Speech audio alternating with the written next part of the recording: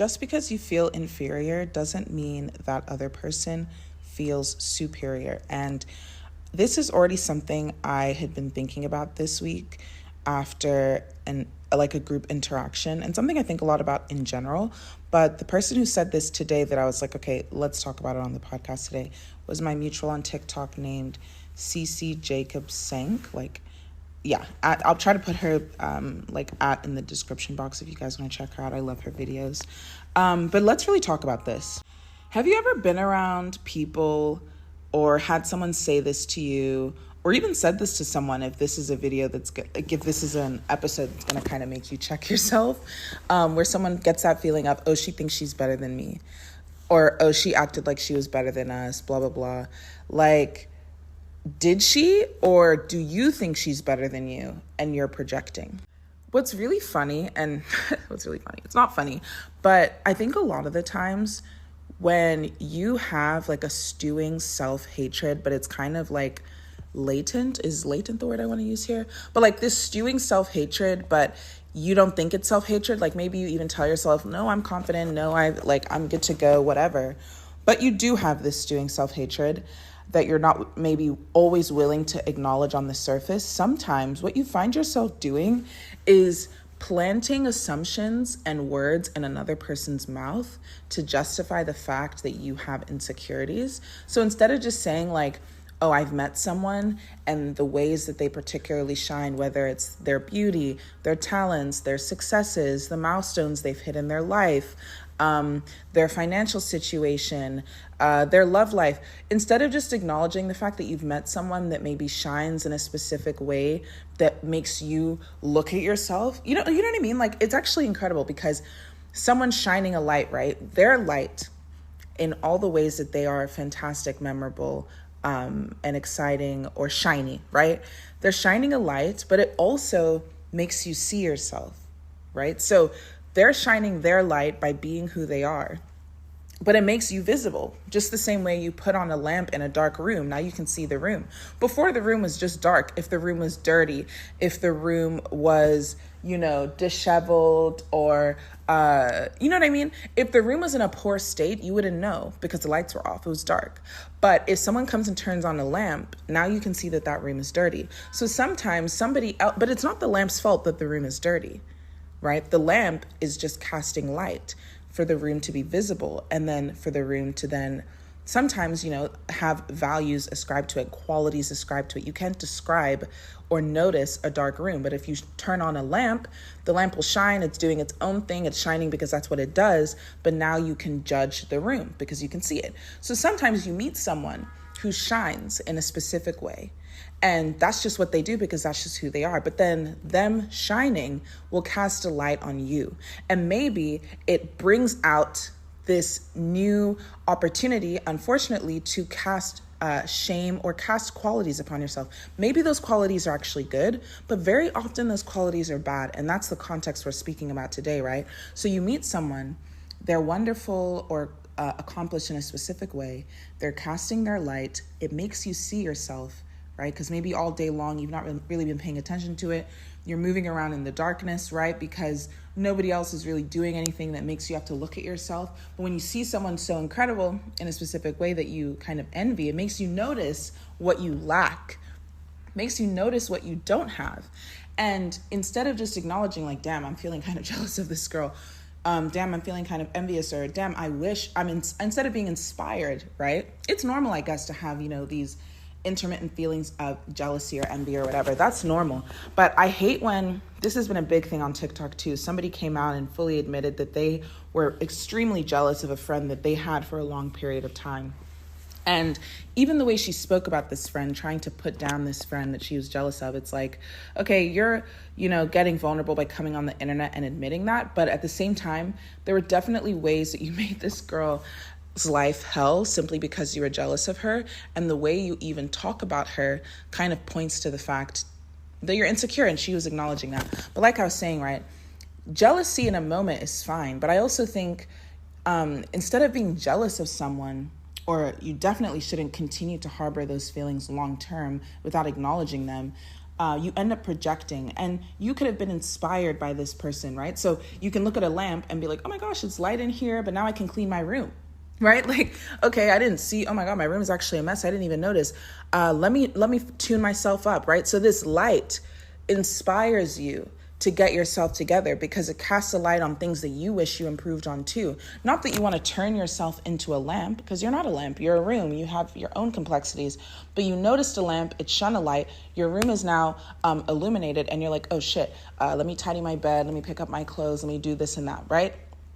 That lamp inspired a room to improve itself. So in the same way, you can meet someone who's special and let them inspire you to address the things in yourself that they kind of triggered by having it when you don't have it. But instead of doing that, right, that's the positive outcome and something I encourage people to do. Instead of doing that, more often than not, people will just start to project onto that person, and they will, that self-hatred really that comes from the fact that this person made themselves notice that, hey, shit, I'm a mess. My room's a mess. My state of life is a mess, or in this specific way or in all ways or whatever it is. Instead of being like, okay, I'm a mess, they don't want to seem like they are judging themselves, so they act like the person is judging them. That's like the bedroom looking at the lamp in the corner and being like, oh, that lamp thinks it's better than me because it knows how to make light and I don't, because I'm just a bedroom, blah, blah, blah, blah, blah. Like they think they're better than me coming in here, shining light on my dark, you know what I mean? So instead of to just say, I've met someone who is special or better in specific ways, you start acting like they think they're better than you. They didn't say they thought they were better than you. You think they're better than you. Oh, she thinks she's better than me. Did she say that? You like literally listen to yourself, right? She thinks she's better than me. Are you in her mind? Have you heard her thoughts? No, you're literally putting thoughts in another person's head and then projecting onto that person a superiority complex when really you are suffering from an inferiority complex and you want somebody else to blame. And because now you are judging her and making it seem like this person is a villain, it's easier then for you to be like, well, I don't have to clean my room. That light should just turn off. You know, like if she would just go away, or she would stop judging me, or she would stop coming over here overdressed, like if she would stop, like people who this discourse online around like, oh, she outdressed me, I'm the birthday girl, why would she dress like that to someone's birthday, why would she dress like that to someone's wedding? It's so interesting, especially to see that in like the Western world from both like a black and white context. And I guess I should specify Americans, right, because I've not had that much experience in Europe, but you hear it online also how like you can't do that in Nigeria, you can't do that in India, like in terms of a wedding. You can't outdress a Nigerian bride, you can't outshine an Indian bride, like you just can't. So do your absolute most, just wear your own wedding dress to their wedding, like you'll never outshine the bride, because it's this energy of we all want to look at our most beautiful. But then you see in the West this issue of like, well, I'm not going to invite certain bridesmaids if they're going to look prettier than me, or putting bridesmaids in ugly dresses so they don't outshine the bride, or, you know what I'm saying? This energy of you have an inferiority complex that you're now making others suffer from by projecting onto them a superiority complex that actually you don't have evidence exists. Unless that person comes to you and says, I think I'm better than you, I'm better than you. Now you know because they said it, but did they say that? Did they actually say that, or are you... did they actually say it, or are you just making yourself feel bad through the imagined assumptions of others?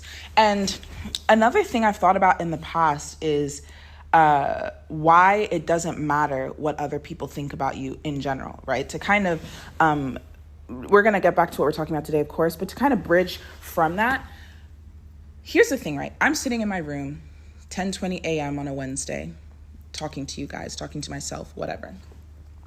If there are people in this world right now who hate me, who think, oh, she's such a loser, she's such a failure, she's such a, whatever they wanted to say about me, I wouldn't even know, because I'm sitting here and I can't hear them say that. I can't hear their thoughts. It has literally nothing to do with me. And even if I was in a space where it was a joint space, there were people around me right now and they didn't like me. And look, I know when somebody doesn't like me, but unless you come and say it out loud also, right? I don't always necessarily, there are ways you benefit from from being discerning, of course, But making myself feel bad because of that discernment doesn't make sense. And making myself feel bad because I'm assuming people don't like me also doesn't make sense. And the reality is, even if I'm right, or even if I'm not right, whatever, even if everybody in the world right now thinks I'm a loser, whatever, right? That changes nothing about my day-to-day. If there are people out there that hold negative opinions of me, which I'm sure exists because we're all human, it doesn't affect my day-to-day. I can still go on living. So why make it my responsibility to worry about what other people think? What they think is in their head and it has nothing to do with me. Of course, if it's going to affect a material outcome that I care about, then yeah, I should do the work to maybe think about, okay, are their criticisms valid? Are they genuinely pointing out things that I want to improve upon? And if it's coming from anywhere else other than that, then maybe someone not liking you in a specific context becomes an obstacle. Like, okay, of course you want your interviewer to like you, but at the same time, if you forced yourself to then be liked by someone you know doesn't like you, for example, in a finance context, you're getting interviewed often by the people that will literally work with you, right? If they all hate you and you do all this work to change yourself to be liked, whatever, when you go into the office because you get the job, you either have to maintain the facade that you put on to make them like you, or you become yourself because you get comfortable over time and then they all hate you. Now you're in an environment where everybody hates you. But what's funny about that is if you had not gotten that job, a lot of people would be like, oh my God, I wanted that job so bad. I didn't get the job. That's so frustrating.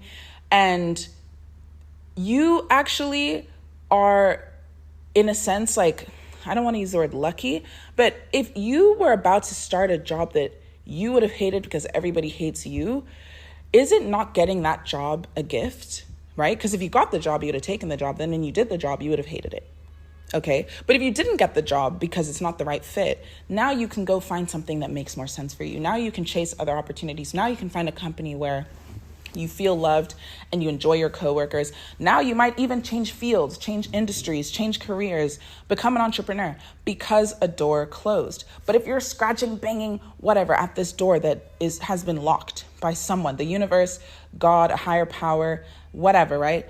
The powers that may be that said, this doesn't really make sense. And they lock that door and you bang the door open, right? It's like you're banging at the door of hell and then fine. They're like, fine, shit, you want it so bad, fine. And they let you in. Now you're in hell. Now what? Like now you're in hell. Now what? Like you have pushed yourself into a situation that you really shouldn't have been involved in. But anyways, going back to this whole like superiority and inferiority complex, that's the topic of today's discussion, right? Also part of the reason why this is on my mind is like recently, I went out and it was just very obvious that somebody didn't like another person in the conversation, right? And it was funny because the person didn't, I know how things were read into, but the reality was the person that was then being kind of torn apart and disparaged and insulted and, oh, they think this, they think highly of themselves, blah, blah, blah, blah, blah, didn't say anything like that. They were just, speaking their mind. We were talking about relationships, talking about eventually career stuff towards the end. But most of the time we were just talking about relationships and they were just sharing their opinions. And they weren't even really that judgmental when it came to relationships. Because they know that they have friends around them with very imperfect relationships. They're often the therapist friend, very similar to me in that sense.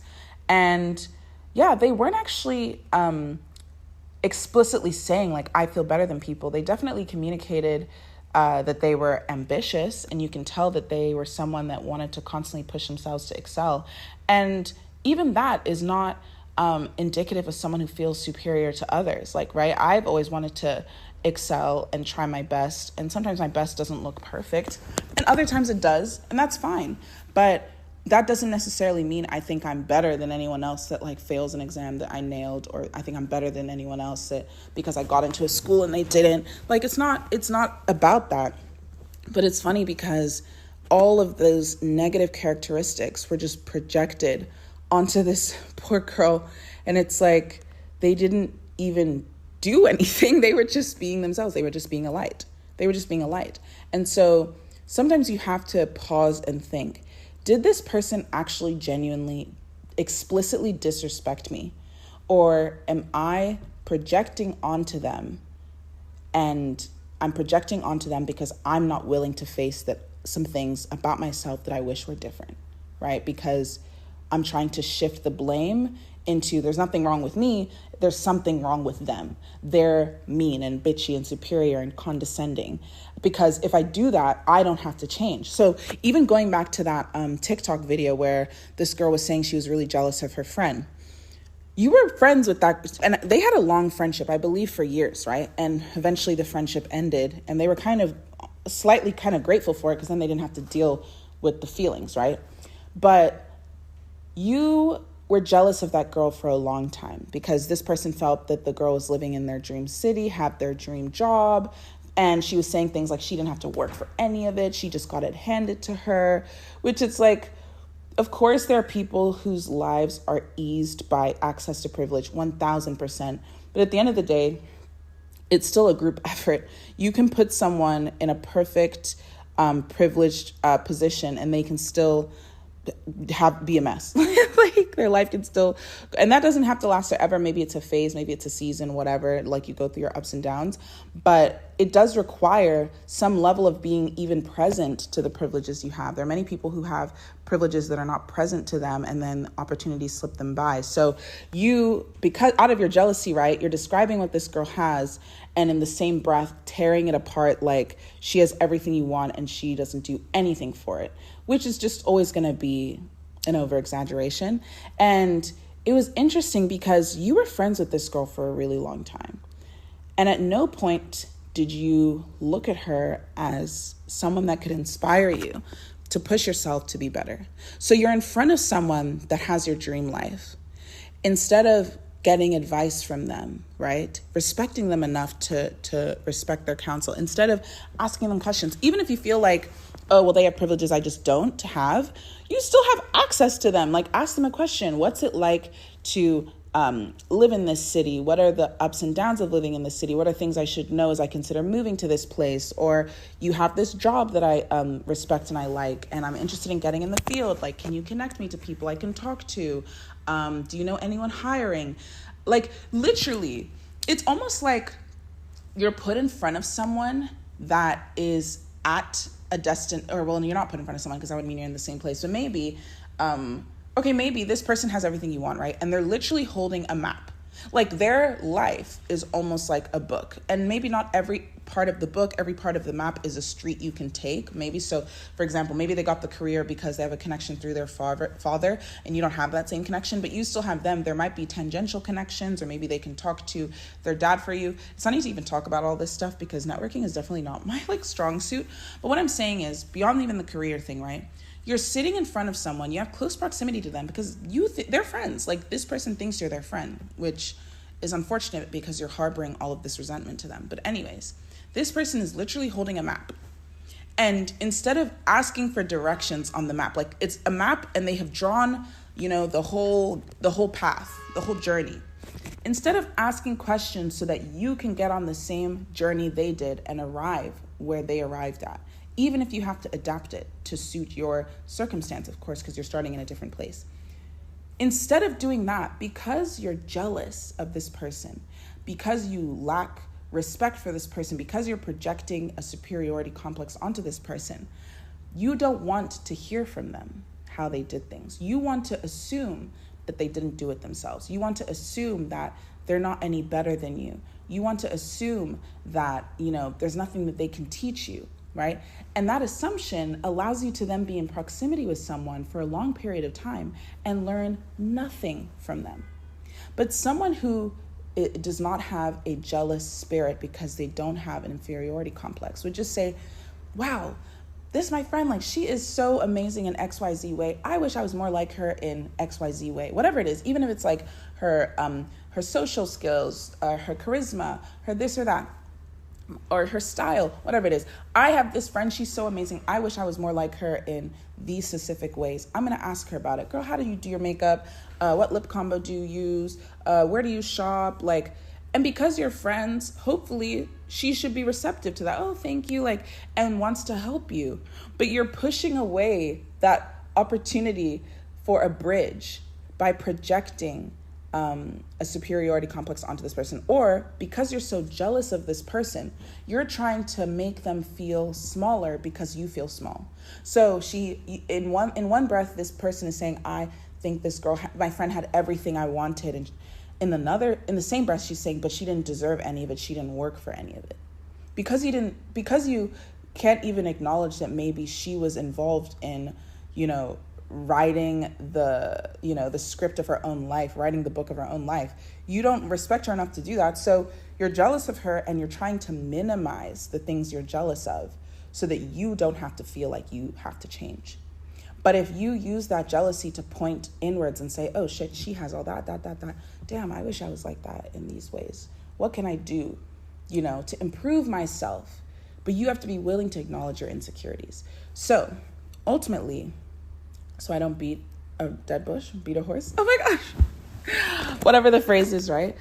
Ultimately, when you are in the presence of a light, stop trying to break the damn lamp. Stop trying to snuff out the candle. You know what I mean? Stop putting yourself even in proximity to people that make you feel less than if you don't know how to handle it. If you're around a bright light, stop trying to destroy the light. If you're not ready to acknowledge the fact that the light illuminated all of your insecurities, then walk away. That's fine. But don't go projecting onto the light. Oh, why does it shine so bright? It's too bright in here. I almost can't see it. She's blinding me. Stop hating. Stop hating, because when you start to extend kind of like a love and acceptance for other people, even people that you feel maybe an initial feeling of jealousy or envy towards, use it as an opportunity to point back to yourself. Why are you jealous of them? What are the things you're jealous of? Because it's not about them. It's actually about you. It's literally about you. And when you notice that, it gives you an opportunity to grow instead of being a hating ass bitch. Instead of being a hating ass bitch. Let's leave that alone, okay?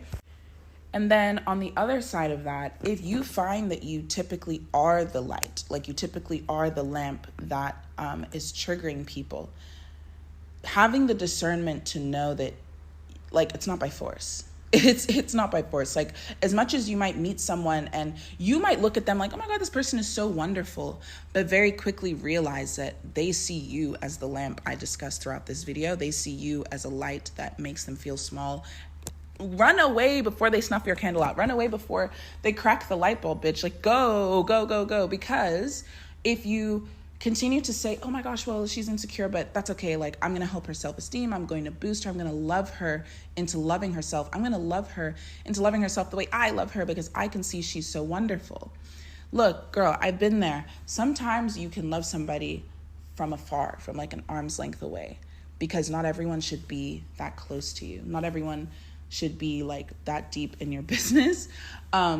If you're more of a private person, but whatever being close to you looks like to you, not everyone has to be there. And even if you love that person, it's okay to acknowledge this person's not in a space of life to where it's even healthy for us to be around each other, because eventually their darkness is actually going to kind of swallow me and I'm going to succumb.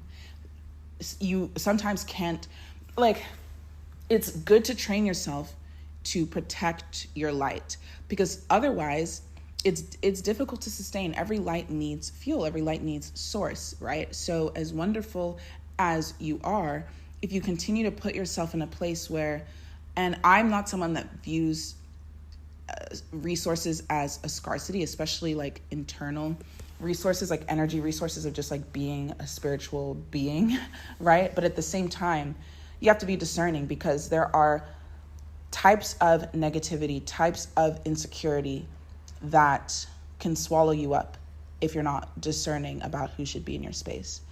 And then there, of course, are just natural things where you're around someone, you can tell they're hoping to grow in certain ways, and you can be that friend for them without them crushing you, if that makes sense. But you just have to be careful and protect your light. So yeah, I'm going to end today's episode there. Thank you so much for hanging out with me. I'm trying to be sensitive to like repeating myself because my mom called me out on it. So if you guys think I'm repeating myself, especially if you know me in real life, like shoot me a text because I appreciate any feedback. I do think I'm someone that likes to kind of circle ideas from like a bunch of different angles just to see which one, not even just see which one clicks for other people, but it's fun for me to even make those connections and how so many areas of our life overlap with one another. Like I'm going to do this, I'm like standing in place of my like MD for a panel for like university students or like recent graduates, I believe. But anyways, it's like a technical thing, but they're like, it's about technology and career stuff. But it's funny because I know I'm going to answer the questions similar to how I talk to you guys, but hopefully grounded in more of like a industry relevant way. But it's fun for me, I think, to make those connections and overlaps. And in a lot of these episodes, I think the general through line applies to many aspects of our life. And it also allows you to kind of raise the bar for yourself across the board instead of doing things individually. Because in the past, I remember, like, for example, I was insecure about my looks for a long time. I think I just kind of not even insecure about specific things. I just kind of decided I was ugly in the 7th grade and then never questioned it until I was like in my 20s. And then when I paused to question it, I spent, time kind of fixing it. And I might make an episode talking about how I did that. But it was funny because now years down the line, I don't question things about my physical looks anymore. Even sometimes I look at myself and I'm like, I don't think I'm as pretty as other people act like I am, to be honest. I do think I'm beautiful, but sometimes I'm like, I don't always think it's even a looks thing. I think it's more like an energy thing that people are reacting to. But at the same time, I've also noticed that, okay, I dealt with that particular thing, but when it comes to other areas of life that I'd like to grow in, there are still things that I need to acknowledge and kind of affirm to reset some of my own limiting beliefs. And if I was aware of that at the time, I would have just been more comprehensive in the way that I addressed the first insecurity, because that was a very thorough reset and I never had to do the work again when it came to that.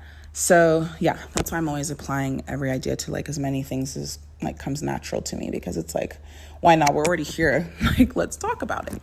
But anyways, I love you guys so much. Thank you for being here. Welcome to Live Lumani. Hi, my name is Obie. I feel like I'm forgetting sometimes to say hello at the end completely. But yeah, hi, my name is Obie. Thank you so much for being here and spending time with me. I'm really wanting to find a way for us to talk to each other.